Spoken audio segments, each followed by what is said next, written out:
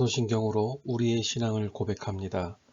전능하사 천지를 만드신 하나님 아버지를 내가 믿사오며 그 외아들 우리 주 예수 그리스도를 믿사오니 이는 성령으로 잉태하사 동정녀 마리아에게 나시고 본디오 빌라도에게 고난을 받으사 십자가에 못 박혀 죽으시고 장사한 지 사흘 만에 죽은 자 가운데에서 다시 살아나시며 하늘에 오르사 전능하신 하나님 우편에 앉아 계시다가 저희로서 산 자와 죽은 자를 심판하러 오시리라. 성령을 믿사오며 거룩한 공예와 성도가 서로 교통하는 것과 죄를 사하여 주시는 것과 몸이 다시 산 것과 영원히 사는 것을 믿사옵나이다. 아멘.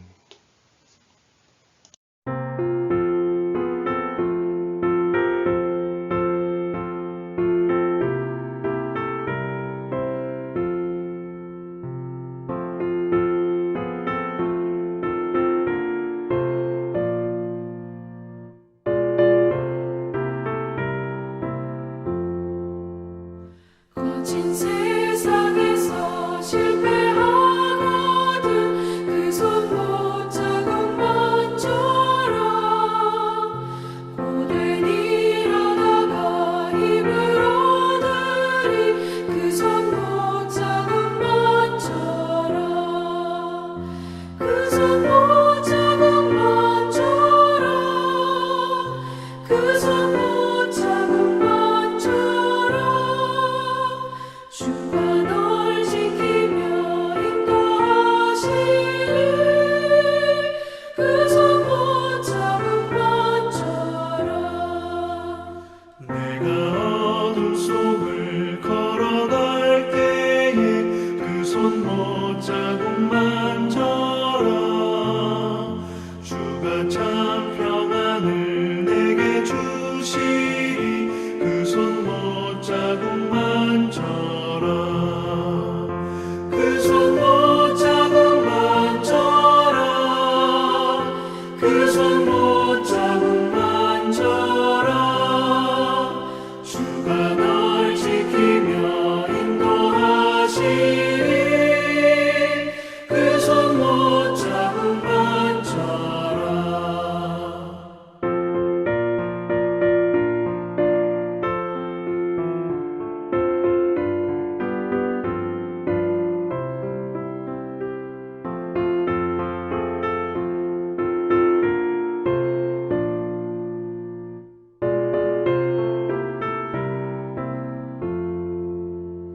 내가 부활의 주 따라가려면 그 손 못 잡은 만처럼 내가 주 안에서 길이 살리라 그 손 못 잡은 만처럼 그 손 못 잡은 만처럼 그 손 못 잡은 만처럼 주가 널 지키며 인도하시리 그 손 못 잡은 만처럼 너의 죄악의 짐 무거울 때에 그 손 못 잡은 만처럼 마른 문 열고서 주를 모셔라 그 손 못 잡은 만처럼 그 손 못 잡은 만처럼 그 손 못 잡은 만처럼 주가 널 지키며 인도하시리 그 손 못 잡은 만처럼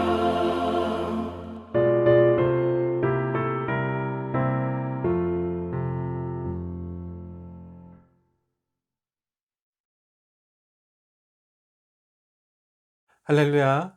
오늘은 나에게도 그 사랑을 주시옵소서라는 말씀으로 하나님의 말씀 전하겠습니다. 여러분, 코로나가 사회와 개인 또 그리고 이 교회에 끼친 영향력은 대단했습니다.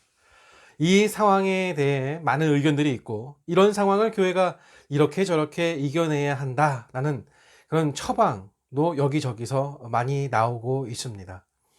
그러나 이쪽 저쪽의 이 공통적인 의견은 성도가 교회를 떠나서는 신앙생활을 유지하는 것이 어렵다라는 진단입니다.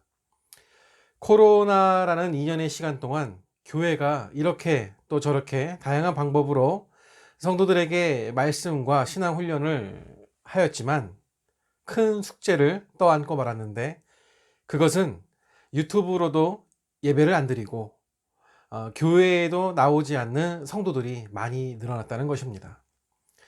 저는 이 시점에 마태복음 13장을 우리의 마음에 품어야 한다고 말씀을 드리고 싶습니다. 여러분, 이 13장은 천국에 대한 비유 말씀이죠. 비유장입니다. 비유의 시작은 씨 뿌리는 자의 비유로 시작이 되는데요. 씨를 뿌리는 자가, 이 뿌리는 씨는 천국의 말씀을 의미하죠. 그리고 씨를 뿌리는 대상이 되는 땅은 그 말씀을 듣는 사람들에 대한 이야기입니다. 그 비유는 저는 이 신앙의 난이도의 순서로 보는데요. 첫째가 개인의 완고함으로 말씀을 거절하는 것이고, 둘째가 고난이 올 때 믿음을 저버리는 것, 그 대상이 되는 땅을 이야기하는 겁니다. 셋째가 세상의 유혹 때문에 말씀을 못 받아들이는 그런 땅에 대해서, 사람에 대해서 이야기를 이제 우리가 합니다.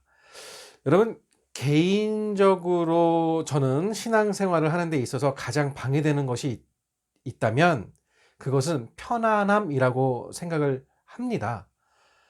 그러니까 아까 이야기한 개인의 완고함 중에서 내가 부유해서 말씀을 거부하는 겁니다. 여기서 말하는 부유함은 영과 육의 부유함을 말하는데요.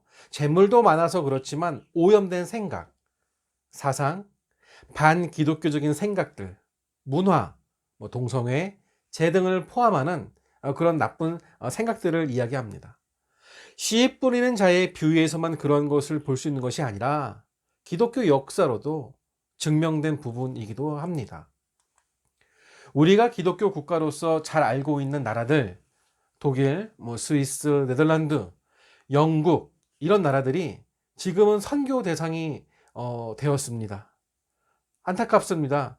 선교하던 나라가 선교 대상 국가로 전락해 버렸습니다. 한때는 거의 대부분의 국민들이 교회에 나가 예수님을 믿었던 그런 나라들입니다. 그러나 지금은 국민의 5%도 교회에 나가지 않는 나라가 되어 버렸습니다. 그리고 그 시점이 국민 소득이 높아질 때였습니다. 우리나라의 경우에도 이것은 동일합니다. 많은 사람들이 2만 달러가 넘었을 때 교회가 많이 가라앉을 것이다 이야기하고 염려하였는데 지금은 3만 달러가 되었습니다. 그리고 역시 사람들의 염려대로 기도가 식어가고 있고, 전도가 식어가고 있고, 예배가 식어가고 있습니다. 그리고 헌신이 식어버리는 그런 안타까운 그런 상황들이 이어지고 있습니다. 그만큼 편안함은 기독교인들에게 하나의 도전이고 하나의 시험이기도 합니다. 그리고 많은 크리스찬들이 거기에 걸려 넘어지는 그런 또 사실이 있습니다. 사람들이 교회에 올 때 고난이나 고통이 있으면 신앙생활을 열심히 하다가 그 문제가 해결되면 흐지부지가 되는 경우가 많이 있습니다. 거의 그런 경우라고 볼 수 있는데요. 오늘은 다윗에 대해 말씀을 전할 것인데, 우리가 잘 알듯이 다윗은 하나님과 마음이 합한 사람, 그리고 하나님의 사랑을 입었던 사람입니다. 여기에 대해서 우리는 왜 다윗이 하나님의 사랑을 받았는가, 나는 그 사랑을 받을 수 없는가 라는 고민을 좀 해볼 필요성이 있다고 생각합니다. 필요하죠. 받아야 합니다. 우리 기도해야 합니다. 다윗에게 주셨던 사랑 저에게도 주시옵소서. 그게 복받는 우리의 자세입니다. 여러분, 이 말씀의 시작이 이렇게 시작이 됩니다. 왕으로 궁에 평안히 살게 하신 때에 1절입니다. 라는 말씀으로 시작합니다. 평안히 살게 하신 때에. 앞서 말씀드린 것처럼 대개의 사람들은 평안할 때, 부유할 때 하나님에 대한 신앙이 식어버리고 헌신이 사라져 버립니다. 힘이 들 때야 지푸라기라도 잡고 싶죠. 하나님께 부르짖습니다. 그러나 돈이 생기고 문제가 해결되어지고 세상의 즐거움을 누릴 만한 상황이 되면 하나님께 대한 사랑과 받은 은혜를 잊어버리는 것이 대부분입니다. 그리고 그 대신에 자신이 얼마나 고생했고 자신이 얼마나 지혜롭게 대단하게 살아왔는가를 돌이켜 봅니다. 그것이 일반적인 사람들의 삶이고, 또 말씀에도 그런 사람이 나오는데 다윗의 앞선 왕이었던 사울 왕의 삶이기도 하였습니다. 사울 왕이 자신을 위해 기념비를 세우는 구절을 읽을 때 좀 이렇게 좀 황당합니다. 우리는 알고 있죠. 말씀을 읽으니까 하나님께서 주신 삶이죠. 자신의 업적인 마냥 자랑합니다. 우리가 다 그렇잖아요. 내 중심적으로만 기억합니다. 다 그렇습니다. 사람은 그렇습니다. 그러나 다윗의 경우는 완전히 달랐다는 것이죠. 성경을 보면 다윗처럼 많은 고난과 역경을 겪은 사람이 정말 드뭅니다. 다윗은 누구보다도 많은 인생의 역경을 경험한 인물이죠. 그러나 다윗의 경우는 자신의 능력이나 노력을 자랑하지 않았습니다. 그가 평안을 누릴 때 생각했던 것은 하나님이었습니다. 하나님께 감사하고 어떻게 하면 하나님을 더 잘 섬길 수 있는가에 대한 생각들. 그것이 다윗의 신앙이었습니다. 2절입니다. 왕이 선지자 나단에게 이르되 볼지어다 나는 백향목 궁에 살거늘 하나님의 궤는 휘장 가운데에 있도다. 아멘. 왕권이 든든해지고요. 주변의 대적들과 원수들이 사라집니다. 많은 부와 영광을 누리던 다윗이 생각했던 것은 성막에 대한 생각이었습니다. 여러분, 그 성막에 대해서 좀 이해를 하셔야 되는데요. 말이 성막이지, 좀 우리가 이 시대의 것으로 좀 비교하자면 텐트입니다. 그러니까 그렇게 튼튼하게 느껴지지 않은, 고급스럽게 느껴지지 않은 그냥 천막입니다. 여러분, 그 텐트를, 그 천막을 고귀하게 하는 것은 그 천막의 외형이 중요한 것이 아니라 하나님의 임재하심이 그 성막을 고귀하게 하였습니다. 하나님께서 십계명이 담긴 계가 있는 그 장소에서 백성들이 제사를 지내고 받으시며 만나주셨던 것입니다. 그래서 그것은 하나님의 임재를 상징하는 장소였고 이스라엘 신앙의 중심점, 구심점이었습니다. 다윗 자신은 그 당시에 고급 건축자재였던 백향목으로 지은 궁에 살게 되었는데 하나님의 임재의 상징이었던 하나님의 궤는 여전히 초라한 텐트 속에 비치되어 있었던 것입니다. 그곳에서 하나님께 매일 제사를 드리고 속죄를 받는 것인데 다윗의 경우 이러한 하나님의 상징물이 자신의 궁에 비해 초라한 성막 안에 있는 것을 견디지 못했던 것입니다. 다윗은 골리앗과의 싸움에서 왕이 되기 전까지 일평생을 전쟁터에서 그리고 도망자로서 떠도는 삶을 살았습니다. 그러한 다윗을 하나님께서 높이셔서 한 곳을 지정해 그곳에서 왕이 되게 하신 것입니다. 아무것도 없던 목동이, 유명하지도 않던 다윗을 하나님께서 높이셔서 왕으로 삼아 주신 것입니다. 다윗에게 주어진 이 놀라운 은혜를 다윗은 잊지 않고 기억했던 것입니다.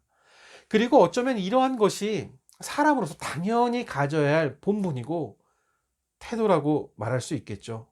그러나 앞서 내용에 언급한 것처럼 대개의 나라들에서, 대개의 시대에서 이렇게 한 사람이 많지가 않았습니다.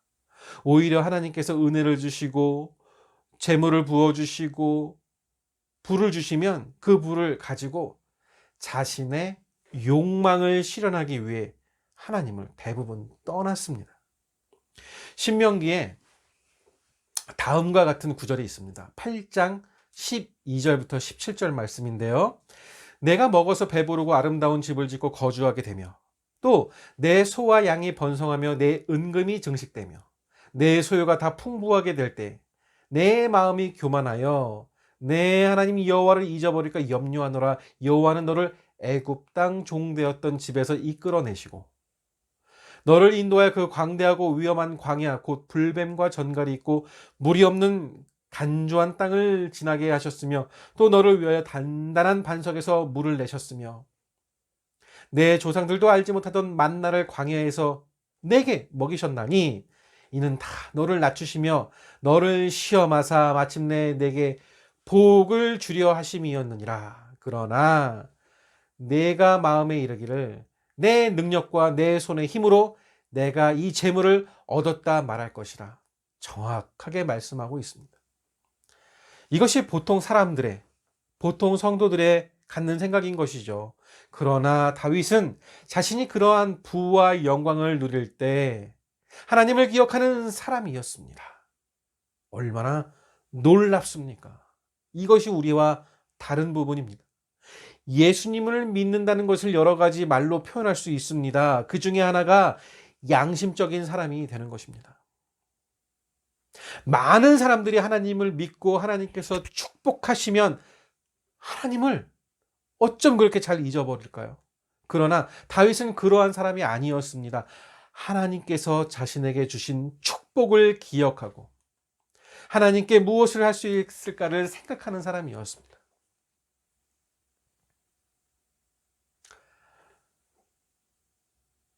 그리고 그 생각이 보기 드문 생각을 하게 합니다. 그것은 하나님의 집, 곧 성전을 짓는 일이었습니다. 아마도 다윗에 앞서 이런 생각을 한 사람이 있었을 것입니다. 그러나 적어도 성경에서는 다윗이 처음 그 일을 제안합니다. 그만큼 다윗의 이런 제안은 뭔가 좀 획기적이었고 하나님의 마음을 움직이는, 감동시키는 말이었습니다. 우리가 잘 알듯이 성전을 짓는 일은 다윗에게 허락되지는 않았고 그 아들인 솔로몬에게 허락되어 그 아들이 짓게 됩니다. 많은 사람들이 성전의 가치에 대해서 폄하하고 우습게 여기는 말씀들을 하시는 분들도 있습니다.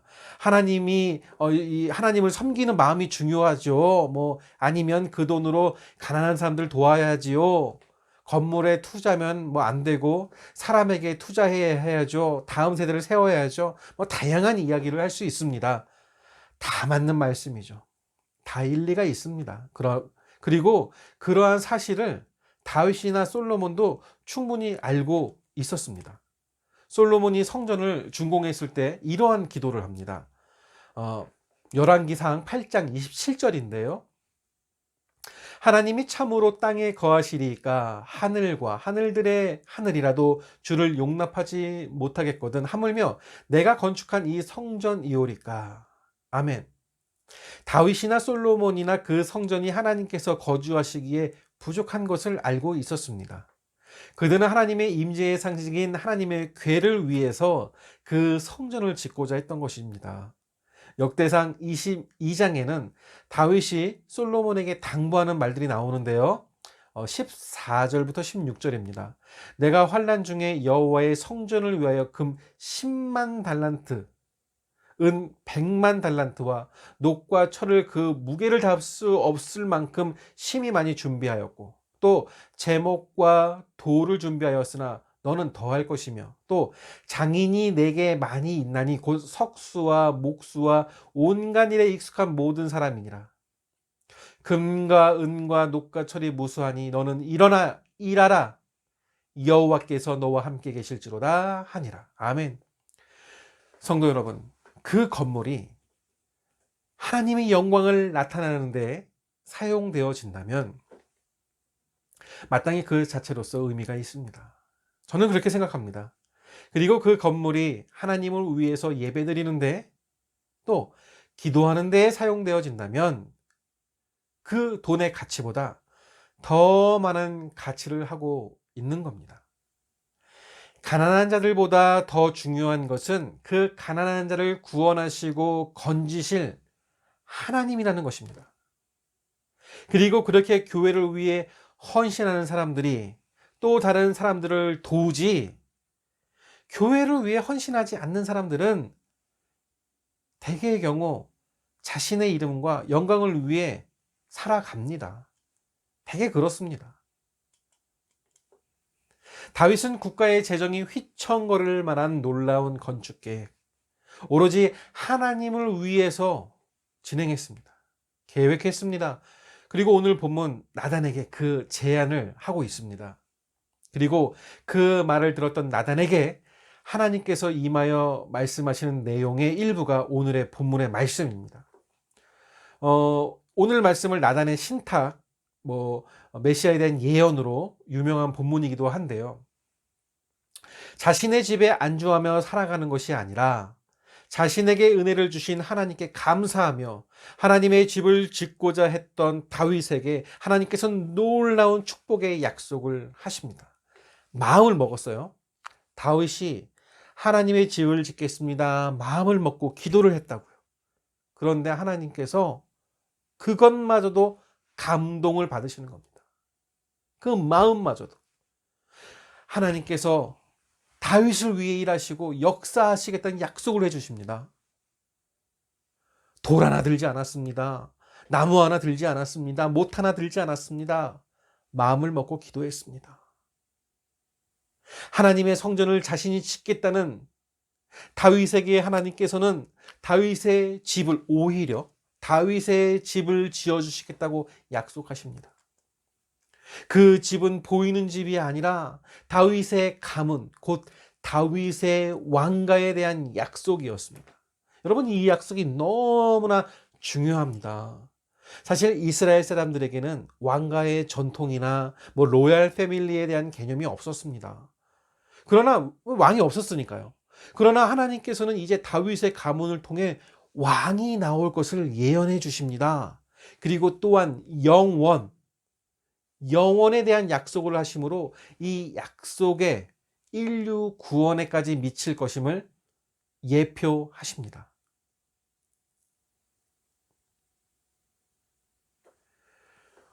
오늘 설교의 본문인 7장 11절부터 16절의 말씀을 쭉 보면요, 여호와가 너를 위하여 집 짓고 내 몸에서 날 씨를 내 뒤에 세워 그의 나를 견고하게 하며 그는 내 이름을 위하여 집을 건축할 것이고 나는 그의 나라 왕위를 영원히 견고하게 하리라. 마지막 절이요, 내 집과 내 나라가 내 앞에서 영원히 보존되고 내 왕위가 영원히 견고하리라. 아멘. 여러분, 이런 약속이 사람에게 주어질 수 있습니까? 그리고 이 약속은 솔로몬을 통해서, 그리고 이후에 다윗 왕가의 사람들을 통해서, 더 나아가서는 메시아, 다윗의 혈통에서 우리의 구원주 메시아 곧 예수 그리스도를 통해 완전히 성취됨을 알려주시는 것입니다. 얼마나 귀한 말씀입니까? 그 가문을 들어 사용하신 것이죠. 그 가문의 복의 복을 허락하신 것이죠. 여러분, 목회자는요, 하나님과 성도를 위해 부름을 받은 사람입니다. 목회자로서 개인적인 욕심이 있다면요, 내가 섬기고 있는 바라본 교회를 통해서 다윗과 같은 사람들이 많이 배출되기를 간절히 소원합니다. 하나님께서 우리 교회에 역사하셔서 많은 은혜 주심을 저는 정말 감사하고 있는데요, 여러분, 교회를 통해 함께하는 기도를 통해 질병이 낫고, 아멘. 가정이 회복되고, 아멘. 때로 가난의 문제가 해결되어지기도 하고, 아멘. 소망이 없던 사람들이 소망을 갖게 된 일들이 있었습니다. 우리 바라본 교회가 시작되어지고 그런 일들이 있었습니다. 정말 하나님께 감사드립니다. 그러나 여기에 그친다면 우리는 가시덤불에 뿌려진 씨앗과 같은 교회로 전락하고 말 것입니다. 저는 우리 성도들이 좋은 옥토에, 좋은 땅에 뿌려진 씨앗처럼 30배, 60배, 100배의 열매를 맺으시는 그런 가정들 되시기를 소망합니다. 이사야서에서는 다음과 같이 기록합니다. 49장 15절 16절인데요. 여인이 어찌 그 젖 먹는 자식을 잊게 했으며 자기 태에서 난 아들을 긍휼히 여기지 않겠느냐. 그들은 혹시 잊을지라도 나는 너를 잊지 아니할 것이라. 내가 너를 내 손바닥에 새겼고 너의 성벽이 항상 내 앞에 있나니. 아멘. 여러분, 사랑이요. 사랑 어떻게 생각하십니까? 여러분, 사랑이란 무슨 일이 있어도 기억되는 것이라고 생각을 합니다. 주께서 우리를 마치 손바닥에 새겨 놓으신 것처럼 기억하시고 사랑하신다면 우리도 그래야 되지 않겠습니까? 우리도 하나님 사랑해야 되지 않겠습니까? 기억해야 하지 않겠습니까? 그러나 우리의 자아가 끊임없이 우리의 교만을 부추기며 죄가 하나님보다 먼저 나를 챙기게 하고 내 사정을 챙기라고 옆에서 속삭입니다. 힘들지? 아니야. 너가 먼저야. 너가 먼저야. 너가 먼저야. 속삭입니다. 너무 달콤합니다. 우리의 양심이 깨어나야 합니다. 또 우리의 양심이 깨어나기를 기도해야 합니다. 주신 분이 하나님이시라면 우리의 모든 것은 하나님의 것입니다. 그 하나님께 영광이 돌려지기를 간절히 소망합니다. 우리가 가진 것, 우리에게 주님께서 주신 것을 통해 우리가 하나님께 영광 올려드리기를 소망합니다. 모든 것은 주께로부터 왔고 모든 것은 주님의 것입니다. 우리의 소유를 통해 마땅히 하나님께 찬양을 받으셔야 합니다. 하나님께서 찬양을 받으셔야 합니다. 우리는 그런 삶을 살아야 합니다. 말씀을 정리하겠습니다. 다윗은 자신이 가진 것으로 하나님의 전을 건축하려고 했습니다. 오늘날에는 그 생각이 아무것도 아닌 것처럼 느껴질지는 모르겠습니다만 다윗 이전에는 누구도 생각하지 못했고 꿈꾸지 못했던 생각이었습니다. 그리고 하나님께서는 그 이야기를 들으시고 놀랍도록 다윗을 축복하십니다. 모든 것이 뿌린 대로 거두는 법입니다. 우리의 교인들이 하나님을 위해 뿌려야 할 때가 되었습니다. 지금이 심고 뿌려야 할 때입니다. 우리의 바라본 교회가 성전 이전을 위해 고군분투하고 있습니다. 아주 좋은 기회입니다. 심으시고 뿌려 보셔야 합니다. 교회 이전에 대한 생각을 하셔도 좋습니다. 기도하시면 더 좋습니다. 헌금하셔도 좋습니다. 교회 이전이라는 기도 제목에 함께 하시면 좋습니다. 여러분의 시간의 사용과 물질의 사용과 무엇보다도 마음의 사용이 하나님을 위해 쓰여지기를 간절히 소망합니다. 저는 그것이 우리가 해야 할 도리라고 믿습니다. 그것은 그 사람처럼 살아가는 것입니다. 다윗처럼 살아가는 것입니다. 그리고 그것이 하나님께서 원하시던 우리의 삶이었습니다. 오늘 본문에 나온 다윗의 이야기처럼 평생 사는 날 동안 하나님을 기억하며 하나님께 헌신하며 살아가시고 하나님께서 주시는 풍성한 복, 가문의 복, 건강의 복, 재물의 복을 누리시는 가정들 되시기를 이 시간 주님의 이름으로 축원드립니다. 다 같이 기도하시겠습니다. 하나님, 오늘 말씀을 통해 우리도 다윗처럼 마음 중심에 오직 하나님만이 거하시기를 간절히 소망합니다. 그리하여서 하나님이 주신 약속을 잊지 않고 믿으며 의지하며 세상에 거친 공격으로부터 승리하며 살아가는 복된 인생을 허락하여 주시옵소서. 하나님, 이 시간 간절히 기도하오니 길선자 권사님의 남편 되시는 최기선 집사님을 위하여 아버지 합심하여 기도합니다. 식도암과 갑상선 쪽 전이로 진료 중에 있습니다. 최 집사님의 마음과 가족의 마음에 희망과 위로를 허락하시고 남은 진료의 일정에 은혜를 베푸사 정확한 진료와 치료를 받을 수 있게 또 물질로 어렵지 않게 그리고 함께 기도드릴 많은 기도의 손들을 붙여 주시옵소서. 하나님 손을 잡아 주시옵소서. 하나님 이겨낼 수 있는 힘을 주시옵소서.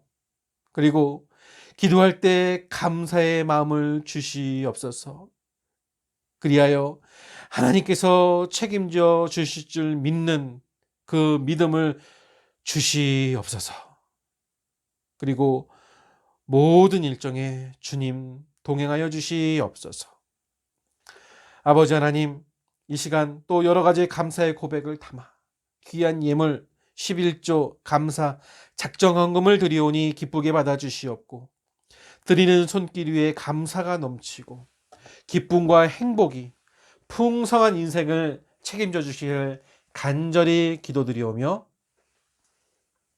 이제는 우리 구주 예수 그리스도의 은혜와 하나님 아버지의 무한하신 사랑과 성령 하나님의 교통하심이, 오직 주의 말씀이 나를 이끄시고 나를 책임지심을 믿는 사랑하는 우리 모든 성도들 머리 위에, 그 가정과 자녀들 가정의 생업 위에, 그리고 이 나라의 민족과 우리 교회 가운데 영원토록 함께 있을지어다. 아멘.